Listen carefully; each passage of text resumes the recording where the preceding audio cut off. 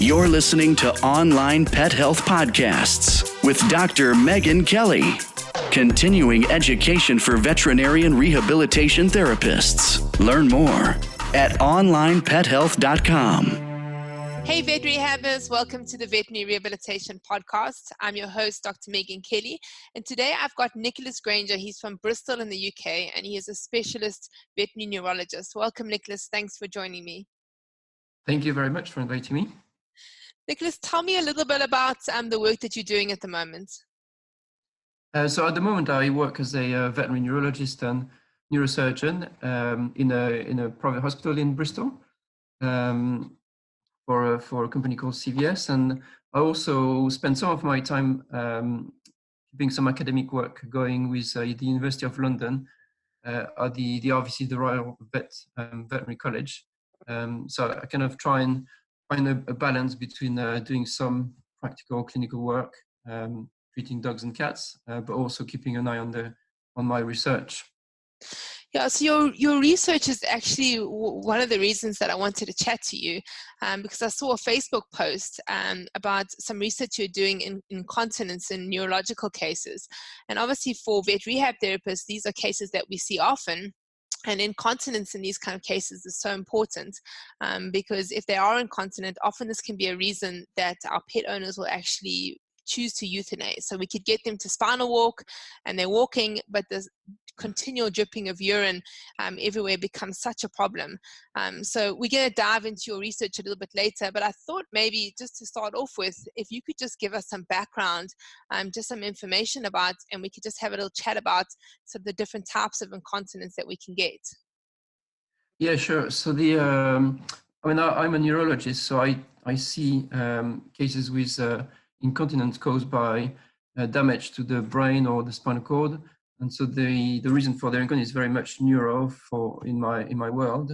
But you're right that dogs get incontinence for many other reasons, and it's more something that the medicine clinicians or the soft tissue surgeons will deal with. So they might have incontinence after being spayed, or when they have infections, anomalies of the urinary tract. So yeah, you're right. It's a very broad area, which is maybe not as well understood as some others. And yeah, as I said, I'm more looking at those with neurological issues and incontinence as a result. So when we're looking at those neurological cases, we obviously have the upper motor neuron and lower motor neuron bladders. Can you explain a little bit more to our listeners about that? Because I think that sometimes some of us therapists, we're not really sure which type of bladder we're dealing with. Yeah, sure. So so it's kind of a very important distinction. You're right, and there's a kind of specific concept to understand there with the nervous system, which is quite interesting. But basically, when you have to understand that along the nervous system, some parts of that nervous system will have the cell bodies within the spinal cord. So these are the command centers that are giving rise to the nerves. And these nerves directly innervate and make contact with their effectors. So in near the base of the tail, you're going to have the lumbosacral spinal cord. So that portion of cord will have all these neurons, all the cells, which are directly controlling bladder or sphincters. And so they function and they keep the sphincters tight, or they might express control, stimulate the muscle bladder for voiding. And if you have a lesion on these cells, on these neurons, on the command center, then you lose all these reflexes. So you end up in a state where the bladder is not responding, is not contracting, but the sphincters are not responding, they're not contracting. So everything goes a bit flaccid and has really poor tone. And that's what we call the lower motor neuron bladder. So lower means it's the lower part of the nervous system, which is affected, where you've actually got the cell bodies. So I think it's an important concept to know, because it means that having no tone in the bladder, no sphincter, you're going to get a type of incontinence where urine is leaking all the time. So it's not only that the pet can't voluntarily control or contract the bladder, but it can also not retain any urine. And so you get this very flaccid bladder that's leaking all the time because there are weak sphincters. And that means these are dogs and cats where unfortunately they are covered in urine. They're dripping urine all the time in their bed, or when they move, or when the owners are going to pick them up, or the physio will try and do movement, and then you get urine out. So that's very, I think, distressing for the owners and debilitating for the pet. But that's the typical lower motor neuron bladder, and that means that for vets it's quite easy to empty the bladder because there's no sphincter tone. So when we manually try and help voiding, the bladder can be expressed quite easily, but in a way too easily. And so that's a situation that's very different from the upper motor neuron bladder, where you're in a situation then where the lesion along the brain or spinal cord is above these lumbosacral segments, so the common center. And so what is affected then are other cells which are there to sort of tune how the lower motor neuron are working. And so when they're affected, there's no more control of the lower motor neurons, the common center. And these cells, they remain viable, they're there. And that'll be important when we talk later on about some of the research we've been doing. But these cells remain there, active, and therefore you get bladder contractions, sphincter tone, all these are maintained, but you've lost now the brain control. So the drive from the brain on the sphincters and the bladder is lost. And so that means that the pet might retain urine because sphincters are working, but it might therefore be difficult for the vet or the nurse or the owners to empty that bladder. When they press on the bladder, there'll be a sphincter that's fighting against this pressure. And so manual expression is a bit more difficult because there's no drive from the brain to let go.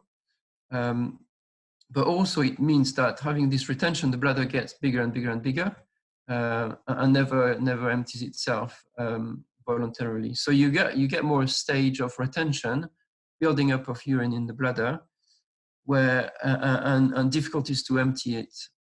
Sometimes the bladder will spontaneously contract when it should not, when it's too big or if the pet has moved, and you get these sort of spurts of urine coming out, which are the cause of the incontinence. But you can see that it's slightly different from the lower motor neuron situation where there's constant leakage of urine. With an upper motor neuron bladder, you get more spurts of urine, and the bladder that is more difficult to empty. So I think that's, I hope I haven't been into too many details, but it's an important distinction because it affects or impacts so much the management and of the animal and how the owners might perceive the problem and how you're going to, how they go, or you might dictate decisions for they take. So how do we manage those bladders? Obviously, the lower motor neuron one, we don't have the worry of urine damming back and affecting the kidneys. But in those upper motor neuron ones, what is the best way to manage them? Do you often prescribe drugs for those kind of cases? Yeah, so I think that there are some drugs you can use to try and relax the sphincters or help the detrusor, the bladder muscle to contract. And they've been largely used empirically by vets over the years, based on what's been done in people with bladder issues as well. And so there's hardly any studies, surprisingly, on these medication. It may be that's because they're not very effective, or lack of enthusiasm to study them. It's a difficult problem to study, but you can use drugs. I've used them. I find that they come with a number of side effects, as in humans, so it's quite a big issue with this medication, and that so often overweight the benefits. So I think we don't know at the moment whether medication is very useful. It might help, might not. Obviously, it's an easy thing to do, to prescribe tablets and try, but we don't really know. So I tend to use them, and actually I've got some studies going on these to try and decide whether they are helpful or not. But at the moment, it's kind of a difficult subject. I'm not sure we know the answers there. So tell me, when we're expressing the bladders, how effective are we of actually removing all the urine that is sitting there, and how often should we be doing it? So I tend to recommend nurses or vets or owners to empty the bladder every 8 hours. Just again, there's no gold standard or rules that have been recommended. So I tend to go by every 8 hours, thinking that is probably kind of the natural what happens naturally when dogs urinate. They might urinate 3-4 times a day if you accept marking. So do it every 8. Some others do every 4, every 6. I think the one important thing here is to remember that emptying bladders manually is rarely very efficient. We did a study back in Bristol where we looked at how efficient manual emptying was by emptying the bladder, and then we were catheterizing the dog to measure the residual volume. Whether it's owners or nurses or vets, none of us are very good at emptying the bladder fully. So for sure, when we manually empty them, we leave urine in the bladder. But the aim, I suppose, is to make sure you go under a certain volume to allow to prevent over distension of the bladder. So in the clinic, we do every 8. It's what I recommend as well to the owners. So try and limit the burden on the nurses and on the owners with that. And that's for upper motor neuron bladder, where they don't seem to be leaking too much in between. But there are some other ways of emptying bladder, like we might discuss later. And then obviously when there is urine that's sitting there, infections is also a problem. So that's one of the reasons that we obviously want to empty it. How practical is it? I know that you obviously could catheterize, but how practical would it be on a long-term basis to be able to catheterize? I know in a male it's maybe a little bit easier than in a female. Yeah, I think the problem with neurogenic incontinence is they always get infected. So like in humans, one of the major issues with spinal cord injury, although people perceive it's the paralysis that's a big problem, it's in fact the urinary incontinence and the infection that comes with it. So I think it would be possible to catheterize routinely, but that leads to infection. So we kind of try and avoid that at home. I've had some cases where owners have been doing it very well. They've sterilized their own catheters, the dog's catheters, and have learned to do it in a very clean manner. I've not had too many problems, but it's rare that people go on doing chronic catheterization. I must admit, most of the time they do okay with manual emptying. In the hospital, I do tend to use catheters every so often when it's difficult or the dog's behavior doesn't allow us manual emptying, and that's fine, and it doesn't seem to cause more infection than other methods like manual emptying or indwelling catheters when you leave a Foley catheter in the bladder. And so in my experience, all these methods are fine as long as they're used in a sterile manner. That can work quite well. And it seems that it's more the time spent in the hospital that will impact on occurrence of infection rather than the method you use. So obviously a hospital is not a very clean environment in terms of getting infections, not the best place to be. And so they do get infection if they stay for a long time, which these cases sometimes do. Do you find that the owners are usually, they're able to actually learn, especially those upper motor neuron bladders? It's quite difficult to actually express them, and sometimes there's a little bit of fear as to how, the pressure that they need to exert. Do you find most of your owners eventually are able to learn how to do it? Yeah, I think they're all, pretty much all of them, really scared at the beginning. They don't like it. They're quite shocked about the fact that their pet has gone from walking one morning to not walking the next minute, and so that's one thing. And then they find out a few hours later that it can't urinate as well. So it's a big shock, and they're really scared about pressing on the abdomen, emptying the bladder. But I think they come to realize usually over a few days, a few weeks, that they're going to have to do it, and then a lot of them do really well with the nurses training them, or what I often do is have them to come back once a day, so they have the dog back home and come back and 10 minutes and and we can just show them how to empty, make sure they're doing a good job. So they learn well, but I had some where, it's been a real struggle, and or they just didn't want to even try. And so then we had to resort to other options like catheters or surgical options. And some of those where they've tried and they don't really manage. But yeah, I mean, it depends on the situation. I had one. It's quite an interesting story where the owner was an old lady and the dog was everything for her. One paraplegic, and she had polyarthritis, so she couldn't use her hands. So she's elderly lady, can't use her hands very well, can't extend her fingers, and had pain in her joints. And so emptying the dog's bladder was just not an option. She could physically not do it, so we had to find other option. That's where the research we'll talk about is quite interesting, because it kind of provides such a great solution for these cases. So I think, yeah, it's not always easy. So tell me so if I'm thinking now, we've got the upper motor neuron bladders, they generally tend to retain the urine and we're able to express them. So they're not likely to leak as much. Every now and again, there can be a little bit of overflow. So those ones, our owners are able to manage those lower motor neuron bladders. And this is where I think your research comes in, those ones that are just continually leaking. Those are probably the big problem ones, where there's just urine leaking everywhere, dribbling throughout the house. Tell us a little bit about the research that you've been doing and the surgeries that you've been doing to help those cases. And is it just lower motor neuron bladders that you're helping, or can you do that for upper motor neuron too? So yeah, the lower motor neuron bladders, the flaccid bladders leaking all the time, are the tricky ones. And unfortunately, the system we've been using that is not very effective for these.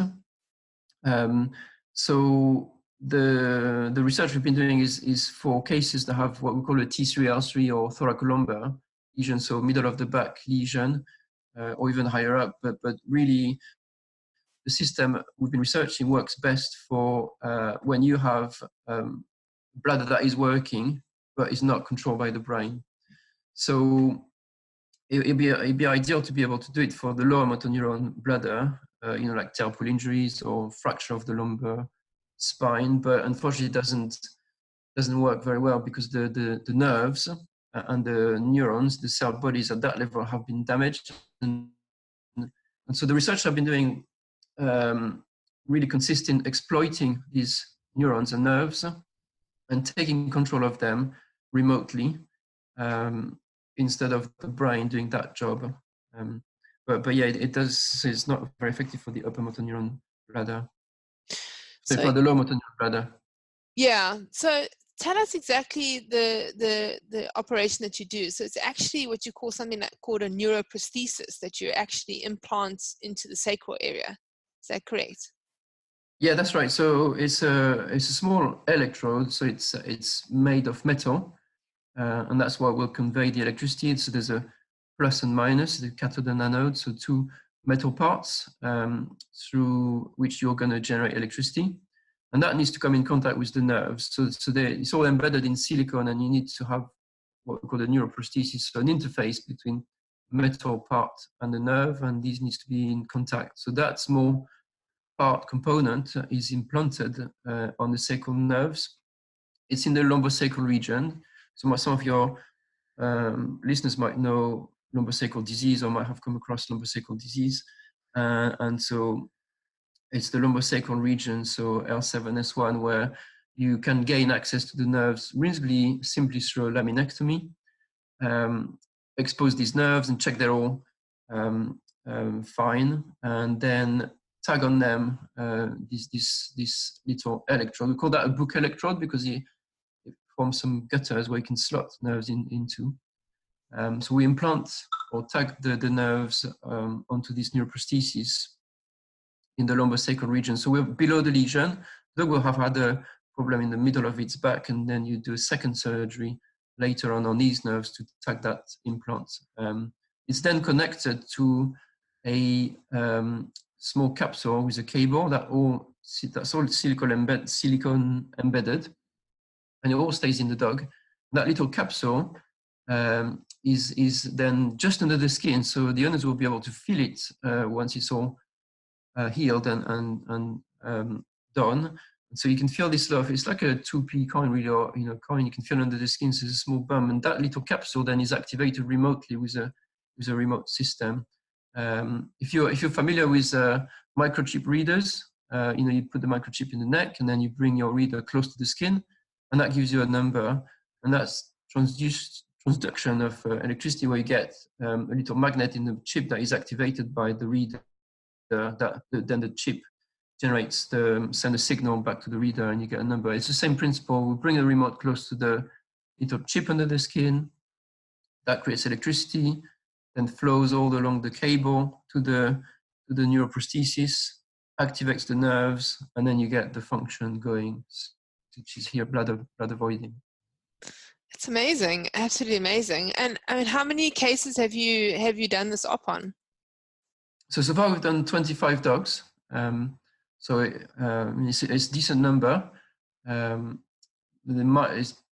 I think there's more dogs who could benefit from that than this. But it's mainly down to making the procedures known and making vets and physios and owners aware of that option. And how effective has it been in those 25? Very effective. It's quite an incredible piece of physiology. When you think about it, these dogs have a very severe lesion in the back. They've lost motor function, they've lost sensation, they've lost continence, and then their nerves below the lesion have remained intact, and you can exploit them, attack them with an electrode and take control of them. So it's worked in all the dogs we've done. We found the nerves to be functional in all of them, and I've even had one of the dogs we implanted a year after the injury. So he went down and then came in contact with us and had the treatment, and the bladder was still working, the nerve was still working. So it means that these dogs could have spent a year with the system, with the incontinence, and then you operate on them and take control of their nerve, and that still works. So you can do the surgery from a few weeks after the injury if they've not recovered, to several months, years after.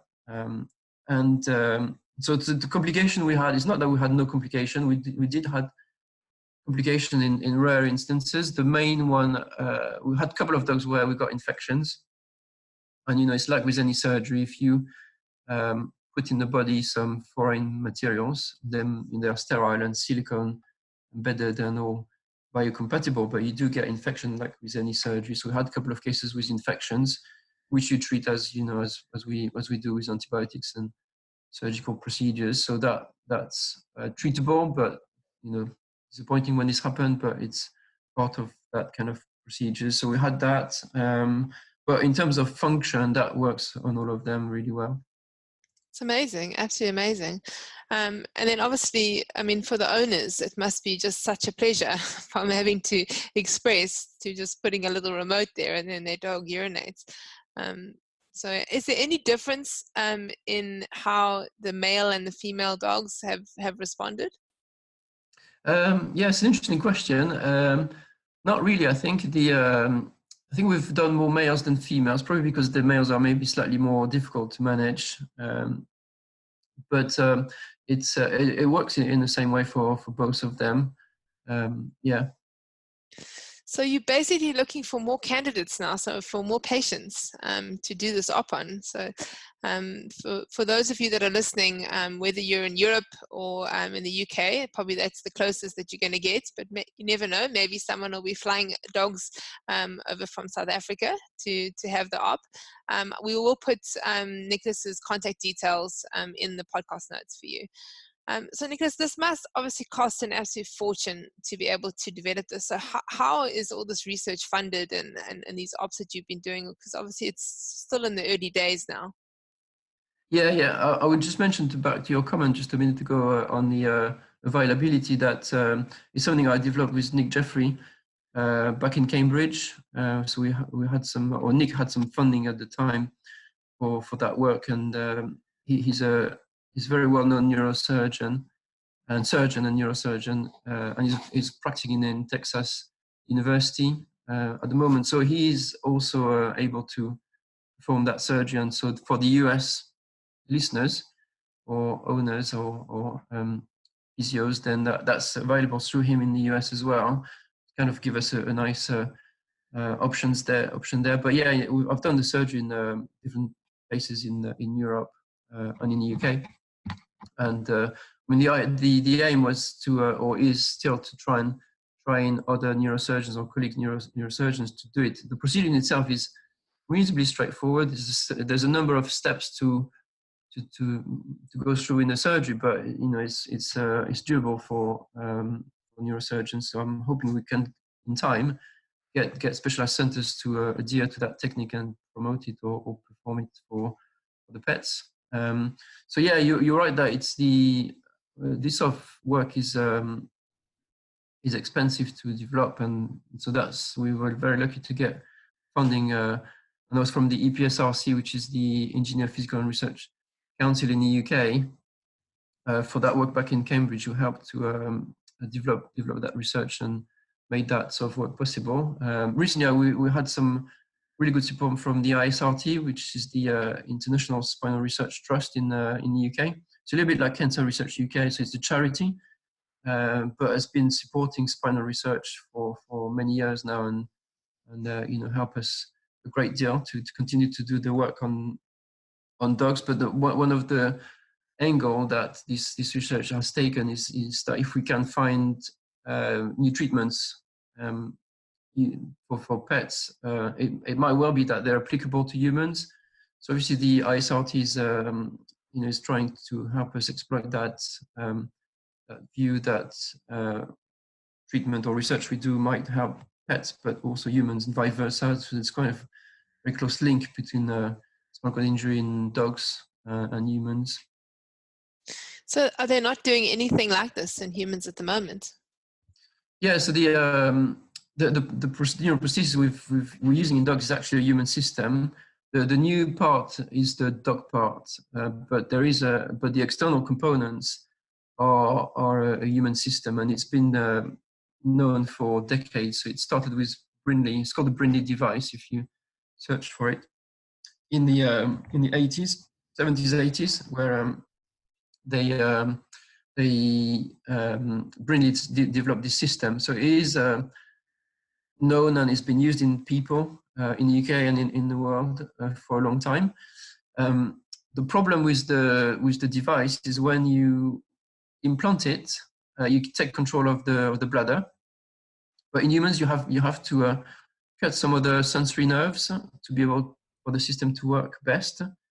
And it's something that, you know, as neurosurgeons, you're quite reluctant to do, and the patients will be very reluctant to have some of their nerve cut because that's irreversible.